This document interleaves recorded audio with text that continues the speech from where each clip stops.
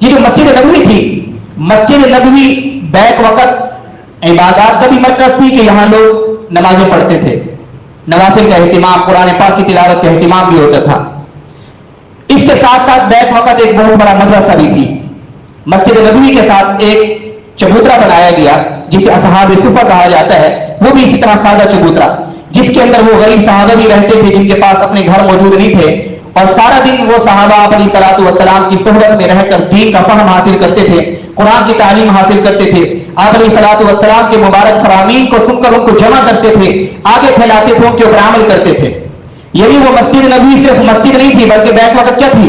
بہت بڑا جامعہ تھی، مدرسہ تھی، اور صرف مسجد اور مدرسہ نہیں بلکہ بیک وقت دار الندوہ، یعنی وہاں بڑی بڑی مشاورتیں ہوتی تھیں۔ حضور صحابہ کے ساتھ بیٹھ کر مشورے کیا کرتے تھے کہ ہم اسلام کی دعوت کو صرف عام نہیں کرنا چاہتے بلکہ اب اسلام کی دعوت کو عام کر کے غالب بھی کرنا چاہتے ہیں۔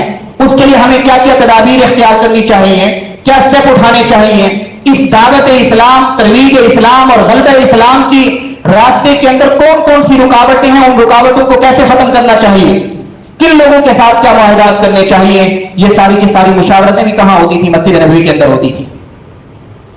گویا کہ یہ دار الندوہ، جسے آج کی اس طرح کے اندر معراج پارلیمنٹ کہتے ہیں، یعنی مسجد نبوی بیک وقت مسجد بھی ہے اور جامعہ یعنی یونیورسٹی بھی ہے، مدرسہ بھی ہے، اور ساتھ ساتھ کیا ہے؟ پارلیمنٹ بھی ہے۔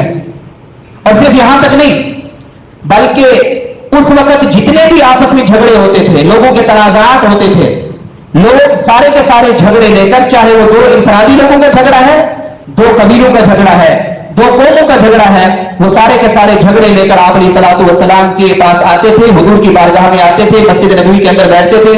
حضور علیہ الصلوۃ والسلام ان تمام جھگڑوں کا تصفیہ فرماتے تھے، ان تمام تنازعات کو ختم کرتے تھے، تمام تر جھگڑوں کے فیصلے فرماتے تھے حضور علیہ الصلوۃ والسلام۔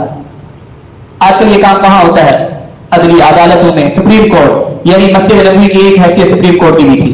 میں آج کی مروجہ اصطلاحات کی روشنی میں آپ کو سمجھانا چاہ رہا ہوں۔ مسجد نبوی کیا تھی؟ سپریم کورٹ بھی تھی۔ اس کے ساتھ ساتھ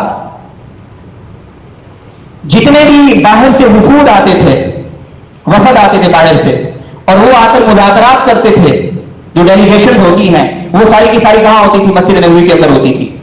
یعنی جتنے بھی وفد آ رہے ہیں باہر سے، باہر کی دنیا سے جتنے بھی وفد آ رہے ہیں، وہ وفد آ کر مذاکرات کر رہے ہیں اور معاہدات کر رہے ہیں یا مشورے کر رہے ہیں حضور علیہ الصلوۃ والسلام کے ساتھ، وہ بھی کہاں ہوتے تھے؟ مسجد نبوی کے اندر ہوتے تھے۔